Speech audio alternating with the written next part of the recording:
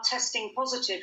And rather reassuringly, the hospital admission rate in Leicester has not gone up. So the main people who have got this virus, even those who are ill, they have not got it seriously, and that is very reassuring.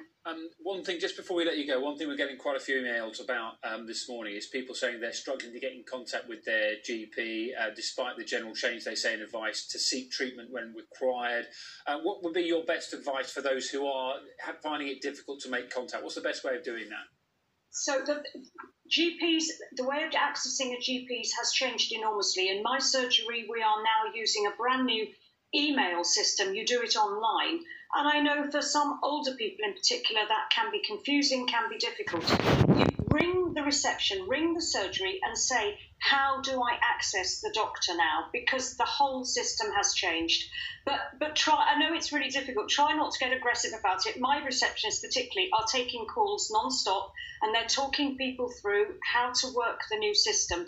And people are going to have to get used to the fact, the idea of just walking into your GP surgery has now long gone because we've got to keep all the waiting room chairs 2 meters apart, which means we can have very few patients in there at a time. Thank you very much for that and the rest of your advice this morning. Really good to talk to you. I think that's good Wednesday wisdom there from Dr. Rosemary. Try not to be aggressive. I think everything will be all right. Wash your hands again. Yes, and wash your hands. Let's catch up with Kat, who's got the sport for us this morning. Morning to you. Morning, Dan. Morning, Lou. We've got some cricket coming back, finally. Test cricket comes back next week, but England's cricketers will be playing their first competitive cricket of sorts today because they face each other in a biosecure environment in Southampton. The England players have been in quarantine there, and they'll be split into two sides for this practice match. It'll take place over 3 days with places at stake in the test side to face West Indies at the same venue in a week's time. Ben Stokes will be captain for the first test, and he'll take charge of one of the sides today, while Jos Buttler leads the other.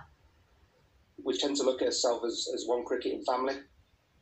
Behind these closed doors down here and learning from each other. So I'd be reluctant to separate the two groups from that point of view, but certainly when we're on the field, I expect hard cricket out there, yes, and I think that's what we'll get as well. I mean, what we have got is people that have come back into this bubble very fit from a physical point of view. As I say, it should be a good game of cricket. One to watch out for there then. Now, Lionel Messi was already Barcelona's all-time leading scorer, and last night he took his tally to an incredible 700 career goals. He did it in a typically stylish fashion as well. Look at this cheeky penalty against Atletico Madrid in their 2-2 draw. Messi's only the 7th player in history now to reach the 700 mark, joining Pelé and his current rival Cristiano Ronaldo, who is on 725. So Messi now just 25 behind Ronaldo. Manchester United, meanwhile, up to 5th. 18-year-old Mason Greenwood was instrumental as they beat Brighton 3-0 in the Premier League last night. He scored the first goal and set up another, helping move United up into what could be a Champions League place. Manager Ole Gunnar Solskjaer says Greenwood has emerged from lockdown a fitter and more exciting striker. We know we can score goals like this, but his general hold-up play as well, his physical, he's getting stronger. I think the lockdown helped him. When you're a young kid and you work at the intensity he's been doing, it's been taking a toll on his body, but the lockdown gave him time to fill out, and I think you can see the benefit from it. And finally, a really interesting story we're covering for you this morning. Jack Leslie, a football player you've probably never heard of before today, but fans of Plymouth Argyle are starting a campaign to have his statue erected in the city.